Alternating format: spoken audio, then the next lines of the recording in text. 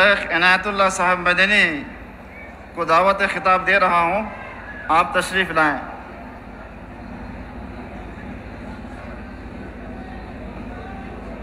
السلام علیکم ورحمۃ اللہ وبرکاتہ۔ الحمدللہ رب العالمین والصلاة والسلام علی اشرف الانبیاء والمرسلین نبینا محمد وعلی آلہ واصحابہ اجمعین وبعد۔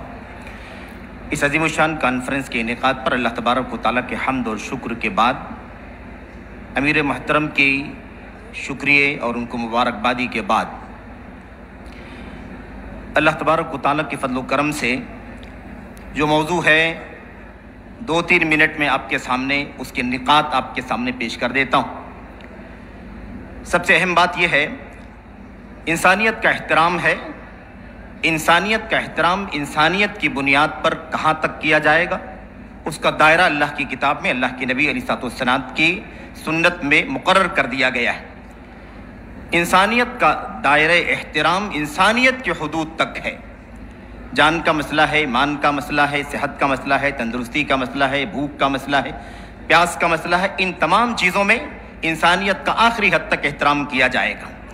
ورنہ اصل احترام وہ ہے جو اللہ تبارک و تعالیٰ نے انسان کو صحیح توحید کے عقیدے کے ساتھ عطا فرمایا ہے۔ سب سے بڑا احترام اللہ تبارک و تعالیٰ نے انسانیت کا یہ کیا ہے کہ اللہ تعالیٰ نے اسے لا الہ الا اللہ سے پہچان کروائی، اپنی پہچان عطا فرمائی ہے کہ میں خالق و مالک ہوں، میری عبادت ہونی چاہیے، میں تم کو سب کچھ دیتا ہوں، تمہارے سر میرے سامنے جھکنا چاہیے، اور تمہاری ہدایت کے لیے، تمہاری رہنمائی کے لیے ہمارا پیغمبر ہے، ہماری کتابیں ہیں، ہماری صحیفے ہیں جو تمہارے پاس آئے ہوئے ہیں، یہ تمہاری اصل چیز ہے جس کے ذریعے سے تمہارا احترام ہو سکتا ہے۔ اللہ تبارک و تعالیٰ نے انبیاء کو اسی لیے بھیجا تاکہ اپنی توحید کا پیغام اپنے بندوں تک پہنچائے۔ اللہ تبارک و تعالیٰ سے زیادہ اپنے بندوں کا احترام کوئی نہیں کرنے والا ہے، اور سب سے بڑا احترام یہ ہے کہ اللہ نے اپنے بندوں کو توحید عطا فرمائی ہے۔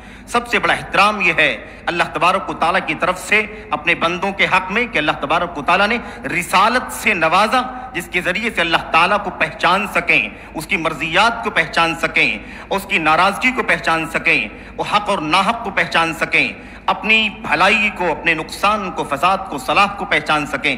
یہ اللہ تبارک و تعالیٰ نے عطا فرمایا ہے، اور یہ اصل احترام انسانیت ہے۔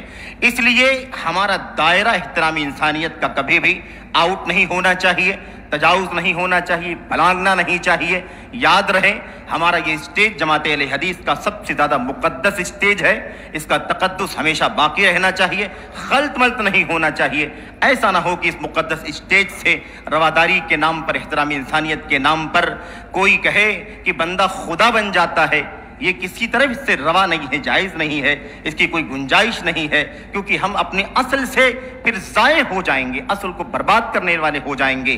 کوئی کہے غیر اسلامی عبادت گاہوں کے اندر 3 دن، 7 دن، 10 دن جا کر کے ٹکنا چاہیے، رہنا چاہیے محض احترام کے نام پر، میرے بھائیو ظاہر ہے یہ کرنے کا مطلب یہ نہیں ہے کہ ہم انسانیت کا احترام کریں گے۔ اگر ہم نے اس کو کہیں جگہ دے دی تو ہم خود سب سے زیادہ ذلت اور پستی کے آخری سطح میں پہنچ جائیں گے۔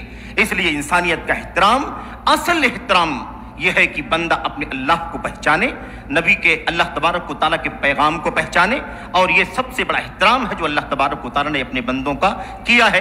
اللہ کے کلام کی آیات، اللہ کے نبی کی حدیثیں بے شمار ہیں اس سلسلے میں۔ ظاہر ہے کہ یہ کوئی وقت نہیں ہے جس میں آپ کے سامنے گفتگو ہو۔